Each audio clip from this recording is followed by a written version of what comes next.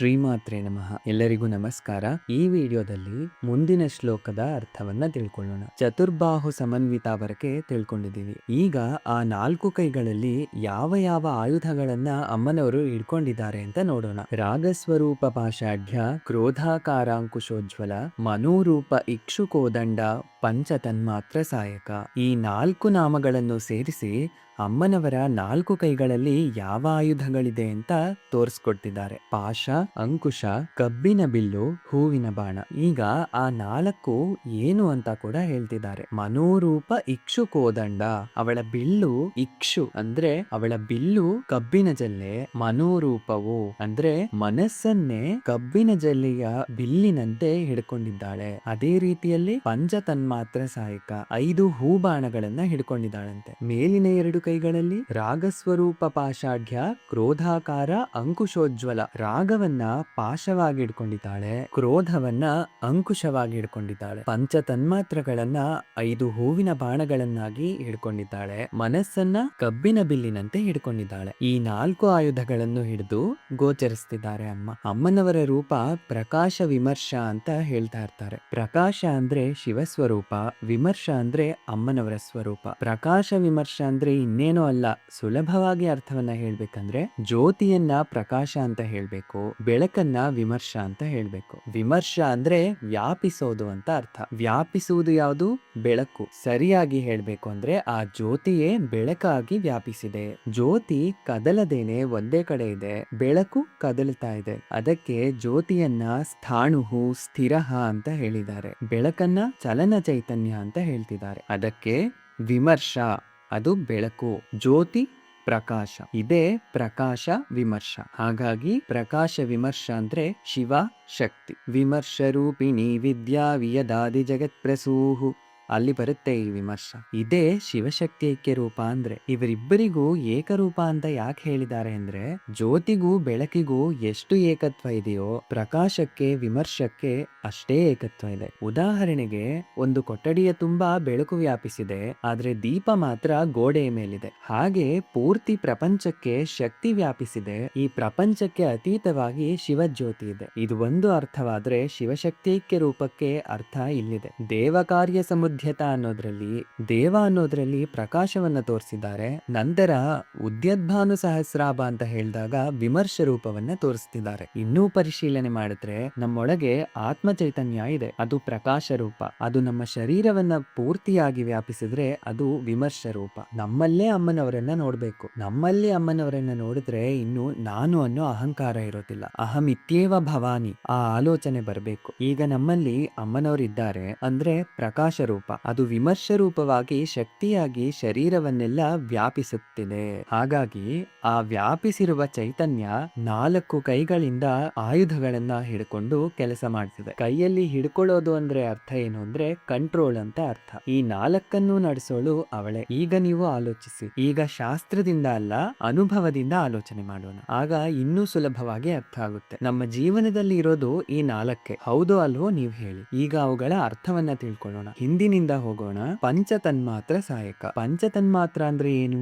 ಶಬ್ದ, ಸ್ಪರ್ಶ, ರೂಪ, ರಸ, ಗಂಧ. ಇವೆಲ್ಲರಿಗೂ ಗೊತ್ತಲ್ವಾ? ನಮ್ಮ ಜೀವನ ಎಲ್ಲ ಈ 5 ಅಲ್ವಾ? ಶಬ್ದವನ್ನ ಕೇಳಿಸ್ಕೊಳ್ಳೋದು, ರೂಪವನ್ನ ನೋಡೋದು, ಸ್ಪರ್ಶವನ್ನ ಪಡೆಯೋದು, ರುಚಿಯನ್ನ ಹೊಂದೋದು, ವಾಸನೆಯನ್ನ ನೋಡೋದು. ಈ 5. ಈ 5 ಕೂಡ ಪಡೆಯೋದಕ್ಕೆ ನಮಗೆ 5 ಇಂದ್ರಿಯಗಳನ್ನ ಕೊಟ್ಟಿದ್ದಾನೆ ಭಗವಂತ. ನಮ್ಮ ಕೆಲಸ ಎಲ್ಲ ಈ 5 ಅನುಭವಿಸೋದೇ ಅಲ್ವಾ? ಈ 5 ಅನುಭವಿಸಬೇಕು ಅಂದ್ರೆ ನಮಗೆ ಇನ್ನೊಂದು ಜೊತೆಯಾಗ್ಬೇಕು. ಅದೇನು ಅಂದ್ರೆ ಮನಸ್ಸು. ಆ ಮನಸ್ಸಿಲ್ಲದೆ ಇದ್ರೆ ಆ 5 ಕೂಡ ಅನುಭವಿಸೋಕ್ ಆಗೋದಿಲ್ಲ. ಹೌದೋ ಅಲ್ವೋ ಅಂತ ಇದನ್ನ ಕೂಡ ನಿಮ್ಮ ಎಕ್ಸ್ಪೀರಿಯನ್ಸ್ ಇಂದಾನೆ ಹೇಳ್ಬೋದು. ಹೇಗೆ ಅಂದ್ರೆ ಈಗ ನಾನ್ ನಿಮ್ಗೇನು ಅಂತ ಹೇಳ್ತಿದ್ದೀನಿ, ಇಬ್ಬರು ಕೇಳಿಸ್ಕೊಳ್ತಾರೆ. ಇವತ್ತು ಕೇಳಿದ್ದು ಎಷ್ಟು ಚೆನ್ನಾಗಿದೆ ಅಂತ ಒಬ್ರು ಅನ್ಕೋತಿರ್ತಾರೆ. ಹೌದಾ, ನನಗೇನ್ ಅರ್ಥ ಆಗ್ಲಿಲ್ಲ ಇವತ್ತು ಹೇಳಿದ್ದು ಅಂತ ಇನ್ನೊಬ್ರು ಹೇಳ್ತಿರ್ತಾರೆ. ಮತ್ತೆ ಇಬ್ಬರು ಕೇಳಿಸ್ಕೊಂಡ್ರಲ್ಲ, ಯಾಕೆ ಅರ್ಥ ಆಗ್ಲಿಲ್ಲ ಅವ್ರಿಗೆ?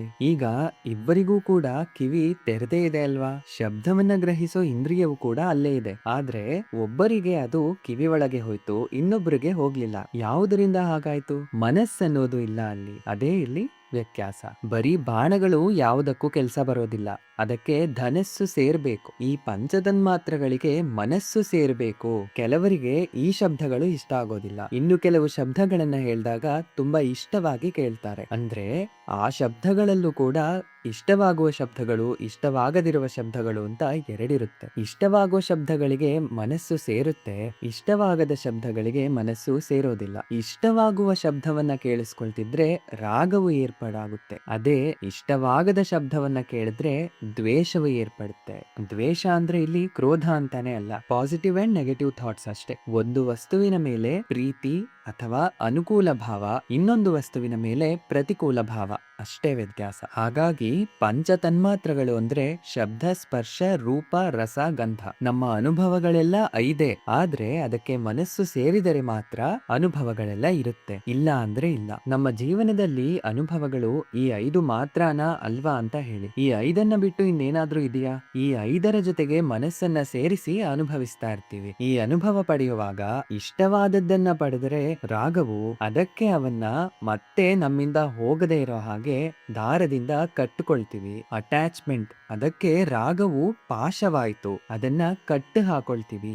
ಇಷ್ಟವಿಲ್ಲದಿರುವ ವಸ್ತುಗಳನ್ನ ಚುಚ್ಚಿ ದೂರ ಕಳಿಸ್ತಾ ಇರ್ತೀವಿ, ಅದಕ್ಕೆ ಅಂಕುಶ ಅದು. ಮತ್ತೆ ಈಗ ಈ 4ರ ಕಡೆಗೆ ಬನ್ನಿ. ಜೀವನದಲ್ಲಿ ನಮಗೆ ಕಾಣಿಸೋ ಚೈತನ್ಯ ಈ 4ನ್ನ ಬಿಟ್ರೆ ಇನ್ನೇನಾದ್ರೂ ಇದೆಯಾ? ಪಂಚತನ್ಮಾತ್ರಗಳು, ಮನಸ್ಸು, ರಾಗವು, ದ್ವೇಷವು, ಈ 4ನ್ನ ಬಿಟ್ರೆ ಇನ್ನೊಂದು ಇಲ್ಲ ಅಲ್ವಾ? ಈ 4ಕ್ಕೆ ನಮ್ಮ ಶರೀರದಿಂದ ಕೆಲಸ ಮಾಡ್ತಿವೆ. ಆದರೆ ಈ 4 ಯಾವುದರಿಂದ ಕೆಲಸ ಮಾಡ್ತಿದೆ? ಈಗ ಆಲೋಚಿಸಿ, ತುಂಬಾ ಸುಲಭವಾಗಿ ಕಾಣಿಸುತ್ತೆ. ಯಾರಿಂದ ಕೆಲಸ ಮಾಡ್ತಿದೆ? ನಮ್ಮೊಳಗೆ ಒಂದಲ್ಲ ಒಂದು ಚೈತನ್ಯ ಇರೋದ್ರಿಂದಾನೇ ಅಲ್ವಾ ಈ 4 ಕೂಡ ಕೆಲಸ ಮಾಡ್ತಿರೋದು. ಪಂಚ ತನ್ಮಾತ್ರಗಳಾದರೂ, ಮನಸ್ಸಾದರೂ, ರಾಗವಾದರೂ, ದ್ವೇಷವಾದರೂ, ಇವೆಲ್ಲವನ್ನು ನಾವು ಹೊರಗಡೆ ವ್ಯಕ್ತಪಡಿಸ್ತಿದ್ದೀವಿ ಅಂದ್ರೆ ಈ ಎಲ್ಲವೂ ಕೆಲಸ ಮಾಡೋದಕ್ಕೆ ಮೂಲವಾದ ಒಂದು ಚೈತನ್ಯ ಇದೆ. ಈ ಚೈತನ್ಯದ ಕಂಟ್ರೋಲ್ ನಲ್ಲಿ ಇವೆಲ್ಲವೂ ಇದಾವೆ. ಆ ಚೈತನ್ಯ ಇಲ್ಲ ಅಂದ್ರೆ ಈ 4 ಕೆಲಸ ಮಾಡೋದಿಲ್ಲ. ಉದಾಹರಣೆಗೆ, ನನ್ನ ಮುಂದೆ ಒಂದು ವಸ್ತು ಇದೆ ಅಂದ್ರೆ ಅದನ್ನ ನೋಡ್ಬೇಕು ಅಂದ್ರೆ ನನಗೆ ಕಣ್ಣಿದೆ, ಕಣ್ಣಿದ್ದ ಮಾತ್ರಕ್ಕೆ ಅದ್ರೊಳಗೆ ಚೈತನ್ಯ ಇಲ್ಲ ಅಂದ್ರೆ ನಾನು ಆ ವಸ್ತುವನ್ನ ನೋಡೋಕ್ಕಾಗಲ್ಲ. ನೀವೇ ಆಲೋಚಿಸಿ, ಎಷ್ಟೋ ಜನಕ್ಕೆ ಕಣ್ಣಿರುತ್ತೆ ಆದ್ರೆ ಕಣ್ಣು ಕಾಣಿಸ್ತಿರೋದಿಲ್ಲ ಅಂದ್ರೆ ಅರ್ಥ ಏನು? ಆ ಅಂಗದಲ್ಲಿ ಇರಬೇಕಾದಂತಹ ಚೈತನ್ಯ ಶಕ್ತಿ ಇಲ್ಲ ಅಂತ ಅರ್ಥ. ಹಾಗೆ ಮನಸ್ಸೇ ಇಲ್ಲ ಅಂದ್ರೆ ಆ 4ನ್ನು ನಾವು ಅನುಭವಿಸೋದು ಸಾಧ್ಯನಾ? ಹಾಗಾಗಿ ಇವೆಲ್ಲವೂ ಯಾರ ಕೈಯಲ್ಲಿದೆ? ನಮ್ಮೊಳಗಿನ ಚೈತನ್ಯದ ಕೈಯಲ್ಲಿದೆ. ಆ ಚೈತನ್ಯದ ಕೈಗಳಲ್ಲಿ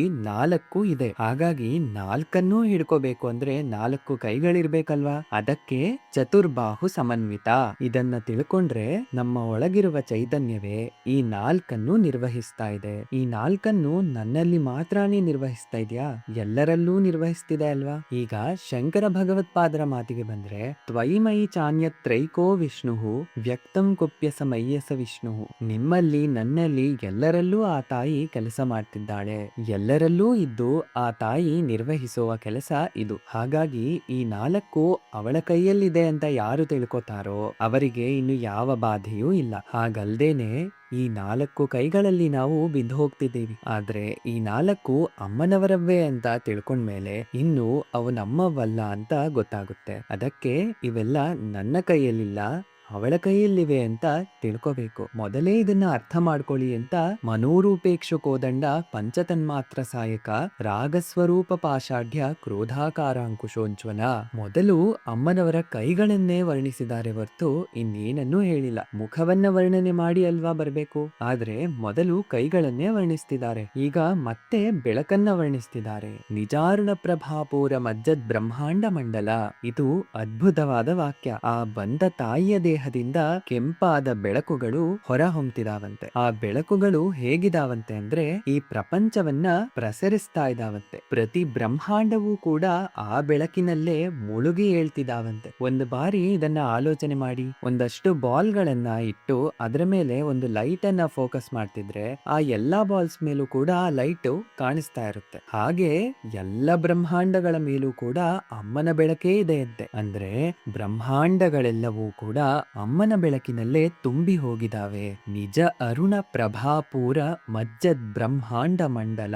ಅಮ್ಮನವರ ಕೆಂಪಾದ ಬೆಳಕು ಅನ್ನುವಂತಹ ಪ್ರವಾಹದಲ್ಲಿ ಬ್ರಹ್ಮಾಂಡಗಳು ಮಜ್ಜತ್ ಅಂದ್ರೆ ಮುಳುಗಿ ಹೋಗಿರೋದು. ಪೂರ ಅಂತ ಹೇಳಿದ್ರೆ ಪ್ರವಾಹ. ನಿಜ ಅರುಣ ಪ್ರಭಾಪೂರ. ಬೆಳಕಿನ ಪ್ರವಾಹದಲ್ಲಿ ಬ್ರಹ್ಮಾಂಡಗಳು ಮುಳುಗುತ್ತಾ ಇದ್ದಾವಂತೆ. ಇದು ತುಂಬಾ ಚೆನ್ನಾಗಿ ಅರ್ಥ ಆಗ್ಬೇಕು ಅಂದ್ರೆ ಇನ್ನೊಂದು ಸುಂದರವಾದ ಉದಾಹರಣೆ ಕೂಡ ಒಂದಿದೆ. ಗುಲಾಬ್ ಜಾಮೂನು ಸಕ್ಕರೆ ಪಾಕದಲ್ಲಿ ಹೇಗೆ ಮುಳುಗ್ತಾ ಇದೆಯೋ, ಸಕ್ಕರೆ ಪಾಕದಲ್ಲಿ ಎಷ್ಟು ಚೆನ್ನಾಗಿ ಮುಳುಗಿ ರಸವನ್ನ ಹೀರುತ್ತೋ ಅಷ್ಟೇ ಚೆನ್ನಾಗಿ ರುಚಿಯನ್ನ ಕೊಡುತ್ತೆ. ಹೌದಾ ಅಲ್ವಾ? ಆ ಸಕ್ಕರೆ ಪಾಕದ ಒಳಗೆ ಗುಲಾಬ್ ಜಾಮೂನ್ ಇದೆ. ಆ ಸಕ್ಕರೆ ಪಾಕನೇ ಗುಲಾಬ್ ಜಾಮೂನ್ನ ರಸ. ಅದಿಲ್ಲದೆ ಇದ್ರೆ ಗುಲಾಬ್ ಜಾಮೂನ್ಗೆ ಬೆಲೆನೇ ಇಲ್ಲ. ಹಾಗೆ ಆ ಸಕ್ಕರೆ ಪಾಕದಲ್ಲಿ ಗುಲಾಬ್ ಜಾಮೂನ್ ಹೇಗೆ ಮುಳುಗುತ್ತಾ ಇದಾವೋ ಹಾಗೆ ಅಮ್ಮನವರ ಚೈತನ್ಯವೆಂಬ ಪ್ರವಾಹದಲ್ಲಿ ಬ್ರಹ್ಮಾಂಡಗಳು ಹಾಗೆ ಮುಳುಗುತ್ತಾ ಇವೆಯಂತೆ. ಅಂದ್ರೆ ಅಮ್ಮನವರ ಬೆಳಕು ಆ ಸಕ್ಕರೆ ಪಾಕ ಅಂತ ನಾವು ಭಾವಿಸಿದ್ರೆ, ಆ ಚೈತನ್ಯವೆಂಬ ಕಾಂತಿಯ ಪ್ರವಾಹದಲ್ಲಿ ಸಕಲ ಬ್ರಹ್ಮಾಂಡಗಳು ಮುಳುಗಿರೋದ್ರಿಂದ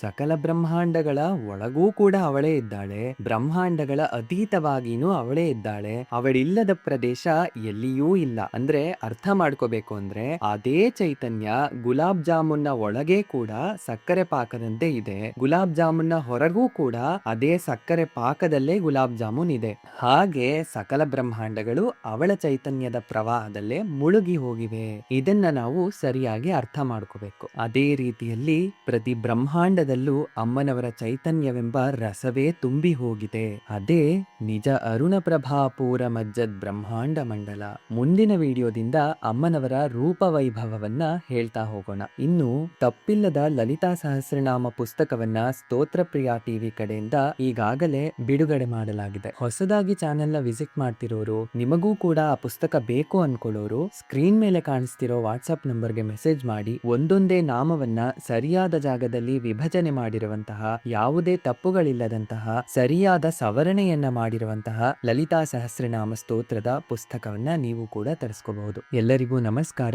ಶ್ರೀಮಾತ್ರೇ ನಮಃ.